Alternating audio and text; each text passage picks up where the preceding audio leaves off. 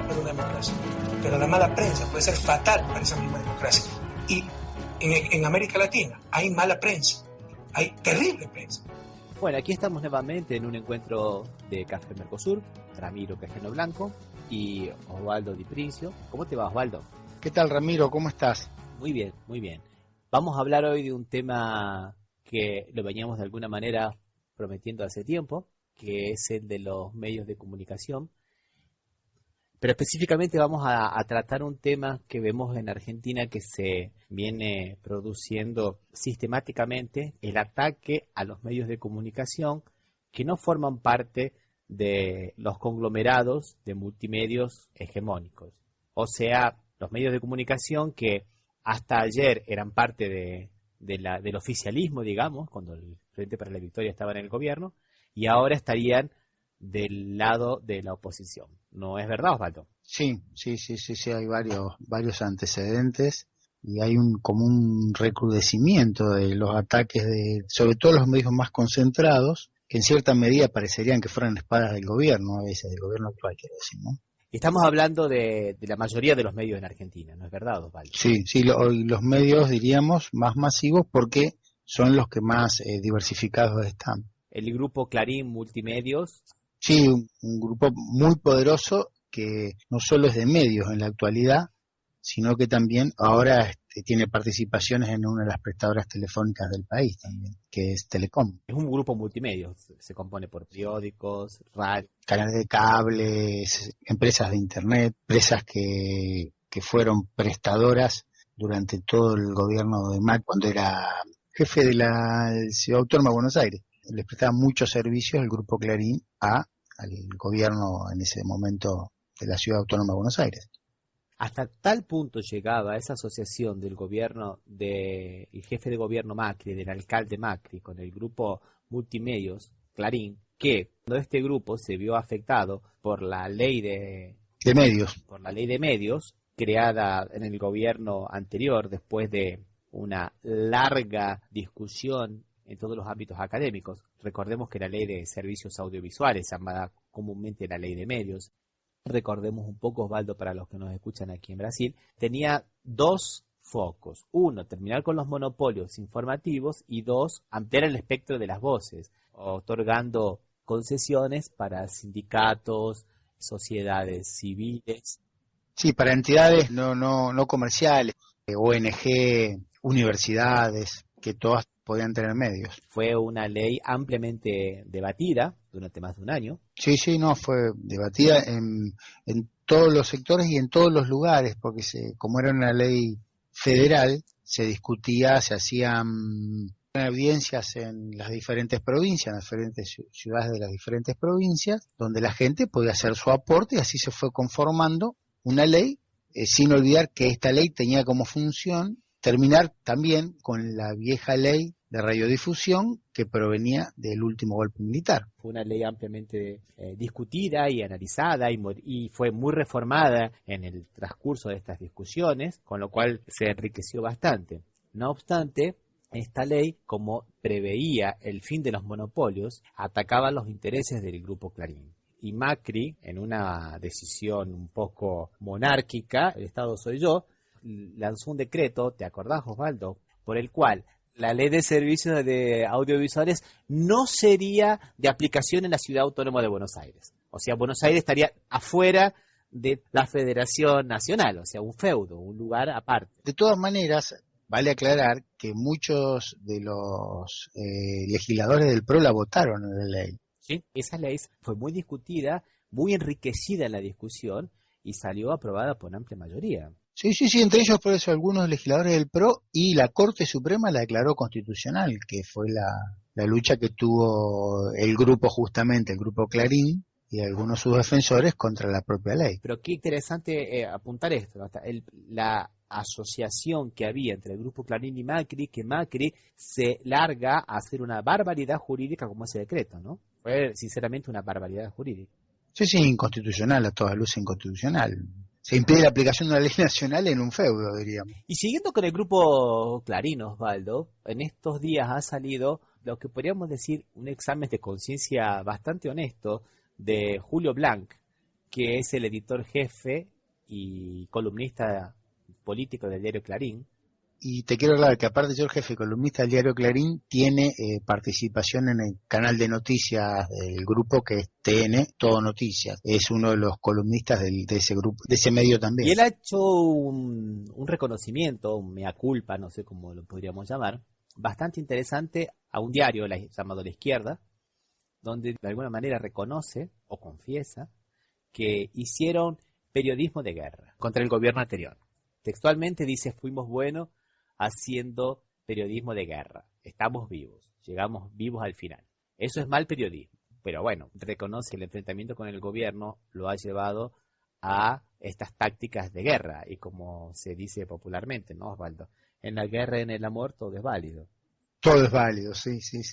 Él mismo lo reconoce, eran las circunstancias, hice cosas que en circunstancias normales por ahí no hubiese hecho. En realidad, o sea, es una media disculpa, ¿no? Porque no se nota arrepentimiento, más que todo es una confesión.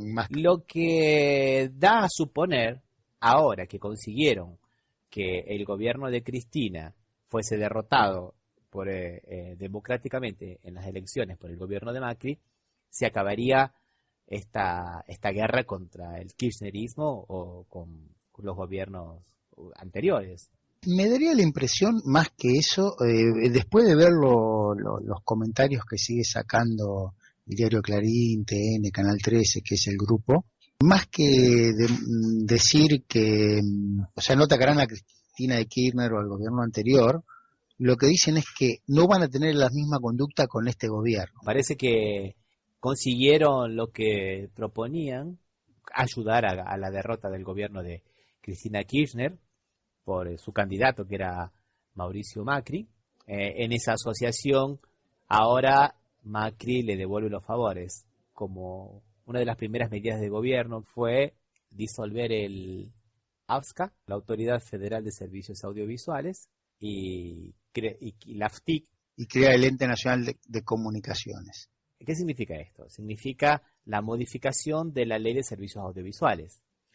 Que quede claro que la destitución de Martín Sabatella fue arbitraria, porque él tenía mandato hasta 2017. Una de las cosas que prescribía la ley de medios, la ley de servicios audiovisuales, es que los directores se renovasen en la mitad de mandato de cada uno de los presidentes, o sea, que no coincidiesen con las elecciones. De esa manera no sería la política de un determinado presidente y sí una política de Estado.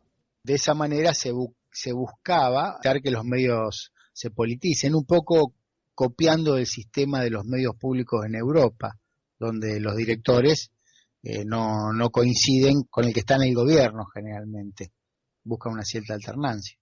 Y bueno, entonces era lógico que le pagara los favores de campaña, justamente decretando el fin de la AFSCA y modificando por un decreto de necesidad y urgencia con el número 267 la ley de servicios audiovisuales. Sin indicar correr a la urgencia para derogarla de esa manera y no recurrir a un medio constitucional. Y así fue avanzando sobre los medios públicos, porque primero fue derogar el AFCA, después fue nombrar los nuevos directores de cada medio público, y por último, estos directores lo que hacían era ir despidiendo los periodistas de estos medios que iban interviniendo, ¿no? Despidiendo en un claro y manifiesto macartismo. Eso es una cosa que tiene que quedar más o menos clara. Aquellas personas que tenían alguna identificación con el gobierno anterior fueron inmediatamente dejados de lado, ¿no es verdad? Sí, realmente fueron todos despedidos los que no tienen la identificación con el nuevo gobierno. Y los despidieron lamentablemente como si realizaron los despidos de los funcionarios públicos de una forma cruel y arbitraria, no dejándolos entrar, con la policía. Sí, mandándole correo electrónico, WhatsApp. Y no había motivos para despedir a la mayoría de ellos. Cuando se presentaron, pasadas las vacaciones, representaron los periodistas de Radio Nacional a su trabajo, los recibieron en el hall de Radio Nacional, pidieron explicación de por qué que no les estaban respetando los contratos que tenían firmados. Y no hubo razones. Al periodista Alperín le dijeron, te revisamos el Twitter, Jorge. Porque claramente revisar el Twitter es una tarea de persecución ideológica. ¿Y quién lo dijo? Una periodista, Ana Gershenson, que fue la directora nombrada en Radio Nacional. Ella misma como periodista defendía su propia conducta de persecución ideológica. Jorge Alperín es un periodista, para los que nos escuchen aquí en Brasil, prestigiosísimo, no solamente en Argentina como en Latinoamérica. Y con él fueron muchos otros periodistas de primera línea y consiguieron que Radio Nacional, que estaba tercera en la audiencia y muchas veces segunda, ahora prácticamente no le escucha a nadie, está en el... Sí, entre sexta y séptima está. Y lo mismo ocurrió también con la TV estatal, ¿no, Osvaldo? Sí, donde la mayoría de los programas dejaron de salir o fueron cambiando los periodistas. Algunos, como Pero Brigger, que se dedicaba a política internacional, no tenía una clara identificación con el gobierno y sin embargo lo sacaron, también le fueron recortando apariciones hasta que lo terminaron excluyendo de la grilla del canal. No obstante, esta persecución macartista se inició por parte del gobierno y bastante divulgada por los medios de comunicación hegemónicos, la idea de que los funcionarios públicos, entre ellos los periodistas, que estaban siendo despedidos o dejados cesantes, eran acomodados, que no trabajaban y que estaban robando el Estado, ¿no? Sí, esa es la versión, y que después lo llevaron más allá diciendo que muchos de ellos demandaban al Estado por reclamar lo que le corresponde. Como hizo una campaña persecutoria el grupo Clarín, ¿no es verdad, Osvaldo? Sí, diciendo que eran los periodistas de 6, 7 y 8 demandan al Estado cifras millonarias. Que me gustaría que expliques vos un poco lo que era 6, 7, 8 en la Argentina. 678 en Argentina era un programa de televisión diario que colocaba, además de la pauta política del día, colocaba la contradicción en la que caían los medios hegemónicos de comunicación, el doble discurso, y era un periodismo que se sinceraba con la audiencia. No se vendía como periodismo independiente, como pretenden los medios hegemónicos, y sí como periodismo que tenía una posición tomada, que hablaban desde un lugar. Y en realidad eso es una discusión interesante, Osvaldo, porque parafraseando al Indio Solari, que dice que todo precios políticos, todo medios políticos. Todo medios políticos. Desde el momento que un medio decide publicar o no publicar alguna cosa, es una decisión política. Va a afectar intereses, va a modificar la realidad.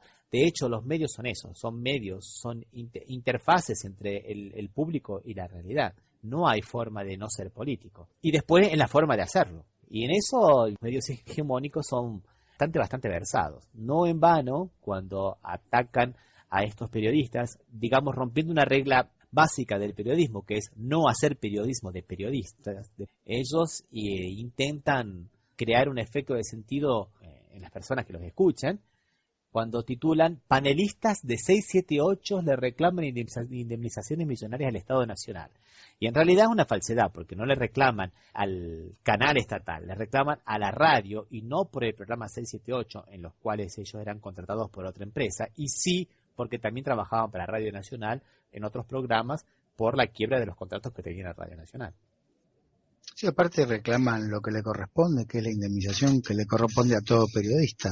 Ante el rompimiento injustificado o sin razón del empleador, el trabajador tiene derecho a reclamar lo que le corresponde, que es la indemnización por ese rompimiento, que en el caso de los periodistas en el estatuto va más allá y lo acepta incluso cuando hay retiro voluntario. O sea que si estos periodistas se hubiesen retirado voluntariamente, lo mismo tenían que haberle pagado indemnización. Y acá hay una concentración muy grande en este momento del dinero de lo que se llama la pauta, o sea, lo que el Estado va a destinarle a los medios en materia de publicidad, porque el mismo partido político o la misma coalición de partidos políticos tiene la pauta de la nación, de la provincia y de la municipalidad. Con lo cual es un elemento de presión muy, pero muy grande, porque Lamentablemente, los medios privados de comunicación no son tan privados y dependen mucho de la pauta estatal, ¿no es verdad, Osvaldo? Y sí, lo utilizan como disciplinante, inclusive porque lo reparten discrecionalmente y asimismo lo repartan de manera igualitaria en todos los medios y lo restringen, terminan beneficiando a los medios más poderosos, que son los que necesitan la pauta, pero no tantos como otros medios. Las radios que quedaron, por ejemplo, en la vereda de enfrente del gobierno, como Radio del Plata, tiene serias dificultades para pagar las remuneraciones de sus empleados y sus periodistas. ¿Por qué? Porque restringieron la pauta estatal para todos los medios, en principio, y termina beneficiando a los medios más poderosos que los van ahogando financieramente a los medios más pequeños. Y también es una forma, una moneda de trueque para poder presionar algunos medios. Por ejemplo, en Radio Continental le costó la mañana a Víctor Hugo Morales, que era primero en audiencia. Era segundo. Fue una presión del gobierno, se reconoció de manera no confirmada, que le dijeron que lo sacaran y el medio lo terminó sacando. O sea que si bien es un medio privado, también tiene participación a través de la publicidad del Estado, ¿no? También dentro de ese marco podemos interpretar lo que pasa con el otro diario opositor, Osvaldo, que es El Tiempo Argentino. Sí, que no sale diariamente, sino que sale periódico, y hay que explicar que en realidad Tiempo Argentino en la actualidad es una cooperativa que la integraron los ex empleados de lo que era el diario Tiempo Argentino. Ahora es una cooperativa que la manejan periodistas y que hay una discusión societaria entre los dueños anteriores, Polk y Garfunkel, con el supuesto titular actual, que es Mariano Martínez Rojas. Como la situación era tan confusa, legítimamente el Ministerio de Trabajo, Empleo y la Seguridad Social los reconoce a los integrantes de la cooperativa de Tiempo Argentino como los legítimos ocupantes del medio. Lo cual significa que también les impone la obligación de cuidar los elementos de trabajo y todo lo que está en ese lugar. Claro, que esto no es un tema menor porque se relaciona con lo que pasó el 4 de julio, cuando personas en representación de Mariano Martínez Rojas ingresan en la madrugada en el medio y destrozan la redacción. Enterados los integrantes de la cooperativa y la policía, van hasta ahí y la policía, o sea, no realiza más que solicitarle los datos a cada uno de los que estaban adentro. Inclusive los protege a la salida, porque los empleados del Teatro Tiempo Argentino, bastante enfurecidos, querían agredirlos, y la policía no solo que los deja ir, simplemente preguntándoles los datos para llamarlos a declaración posteriormente, sino que también los protege, sin actuar como correspondía, porque en realidad estaban en flagrante delito. Exactamente, o sea que tendrían que haber sido conducidos a la policía esposados. La fiscal en un primer momento los acusa de usurpación y daño, cuando en realidad el delito es el entorpecimiento de los medios de comunicación, que es un delito federal, que le corresponde a la justicia federal y que es mucho más grave, y que era lo que estaban haciendo, y que además es un delito continuado, por eso es que los encuentran con la mano en la masa. Es decir, el momento de cometerlo inmediatamente después, dice el artículo 85 del Código de Procedimientos Penales Nacionales cuando habla de flagrancia. Que esto se suma, palabras que dice el presidente, que preguntado en Alemania por este tema, por qué medios que trabajan aparentemente en la misma línea, La Nación y Clarín, en lugar de ponerse al lado de los periodistas o de que el medio es afectado, dice, está mal cualquier usurpación. Repreguntado por el periodista, dice, ¿por qué? Dice, está hablando de como que la cooperativa de Tiempo Argentino son usurpadores, dice, claro. Nivela para abajo tanto a los periodistas que están ejerciendo su derecho de trabajo, que tienen la custodia legal del lugar y la obligación de mantenerlo, y que por eso no son usurpadores, con los otros violentos que entran para destruir, no para usurpar, porque rompieron el servidor para que no pudiera publicarse el periódico y rompieron los elementos esenciales para que el periódico no salga.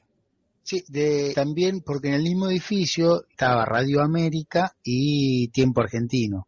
A Radio América también se le impide la emisión. Sí, también se le impide la emisión, ahora sale nada más que por internet. O sea que también le sumamos a eso. Y como si fuera poco, una nota de color, también le sumamos la indemnización que le hacen pagar la revista Barcelona, para los que nos escuchan aquí en Brasil, la revista Barcelona, es una revista político-humorística, una sátira al diario Clarín.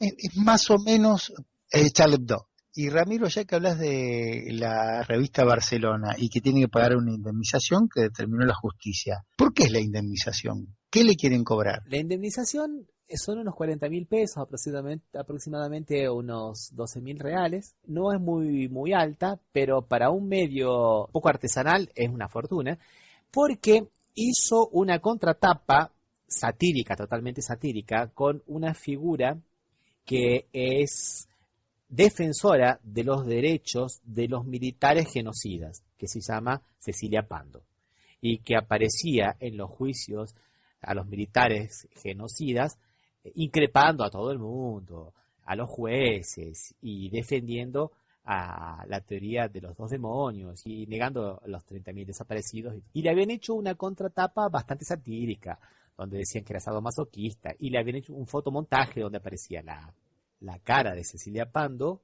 con un cuerpo desnuda de un stripper. Pero en tren netamente, como diríamos en el derecho, ¿no? Animus Jucandi, ¿eh? Sí. O sea, en un tren de sátira, simplemente. Para los que no conozcan, por ahí en Brasil no conocen quién fue Cecilia Pando negaba el secuestro de bebé. Dicen que nunca había pasado, cosa que está amplia y total y absolutamente comprobada. De hecho, ya llevan creo que 129 recuperados. O sea, y ella negaba eso, para que vean el tipo de persona que era la que, sin que eso justifique que se la agreda, porque en este caso no se la estaba agrediendo, sino que era una ironía. Y de alguna manera esto nos lleva al otro tema, que es, ¿por qué está ocurriendo esto? Si ya consiguieron el poder, Cristina Kirchner es una figura política muy actual, pero un gobierno pasado.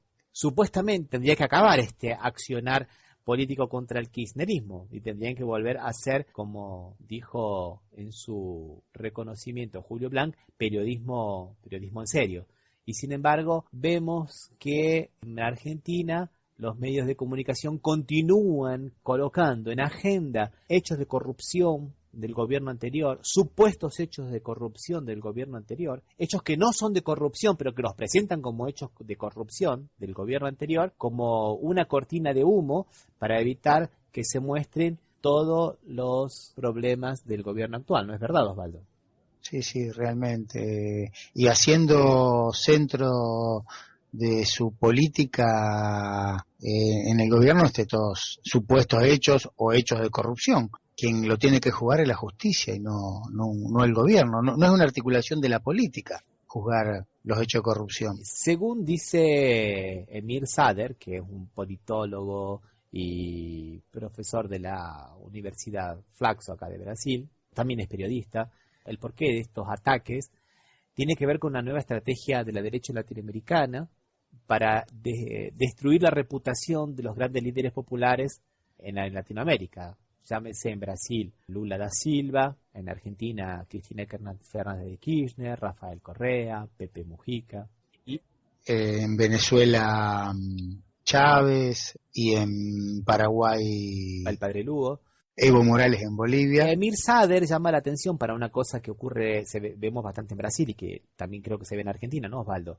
Que hay una especie de tándem entre los medios hegemónicos de comunicación y el Poder Judicial, sí, en una especie de proceso de manipulación de la opinión pública. A mí se me ocurre pensar, Osvaldo, en la semana pasada, cuando el país entero, prácticamente 1.000 ciudades de Argentina se manifestaron en contra de del tarifazo. Claro, de los aumentos exagerados que el grupo Clarín, TN y los canales de televisión de los grupos hegemónicos mostraban una caja de seguridad del Banco de Galicia, de la ciudad de Río Gallegos, donde la hija de la expresidenta Cristina Kirchner tenía depositado $4 millones y mostraban exactamente los fajos de dinero de los $4 millones. ¿Eran de la corrupción? Claro que no, eran totalmente declarados. Era la herencia que había recibido del padre. Era dinero totalmente lícito. Ahí no hay ningún tipo de delito, no hay ningún tipo de sospecho, no hay nada.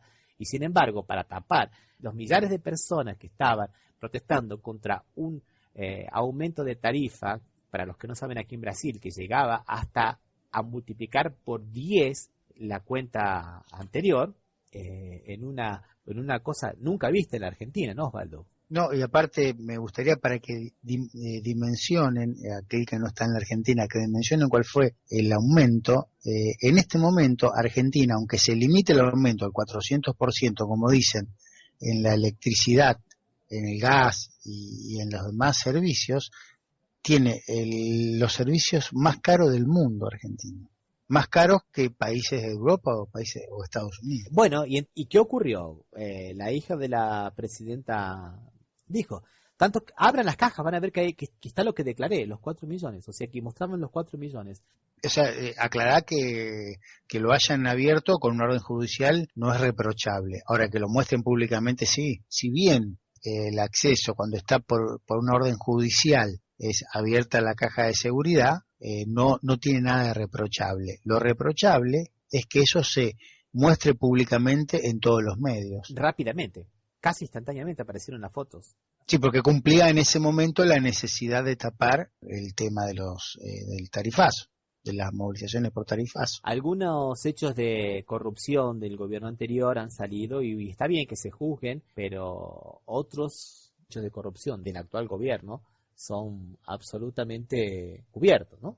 Sí, los mismos jueces que durante los últimos 12 años nada decían de nada, ahora encuentran un montón de cosas que sí es cierto que sean también juzgadas. Ahora, pero de lo actual nadie dice nada. De hecho, algunas cosas se han encaminado, mucho de la oferta que tenía Radio Nacional hoy está cubierta por otros medios como Radio del Plata y algunos otros más, pero yo creo que, como dice Emir Sader, la política de comunicación que está impulsando el gobierno de Macri va a tener consecuencias que van a ser muy difíciles de revertir, principalmente si pensamos que la pluralidad de voces es un requisito indispensable para poder ejercer nuestro derecho a la información. El derecho a la información y para actuar con libertad, porque si no conocemos todas las implicancias de cada situación, vemos solamente una sola imagen, una sola mirada, o lo vemos con un solo ojo, no vamos a poder tener un conocimiento real de la situación. En el próximo encuentro, Osvaldo, vamos a hablar con algunos especialistas aquí de Brasil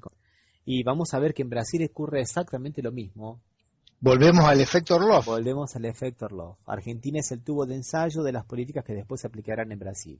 Con el gobierno Temer vamos a ver que se sigue repitiendo esta misma lógica, esta misma gramática de la acción y parecen realidades prácticamente calcadas. Cambian los nombres, pero no cambian los fundamentos. Así que dejamos por aquí, Osvaldo, ¿qué te parece? Sí, creo que sí. Bueno, y aprovechamos ahora también para invitar a las personas que nos escuchan a visitar nuestra página para escuchar los programas anteriores y a seguirnos en las redes sociales, tanto en Twitter como en Facebook. Nos encuentran como Café Mercosur. Bueno, hasta la próxima, Osvaldo. Un abrazo. Hasta la próxima, amigo. Un abrazo.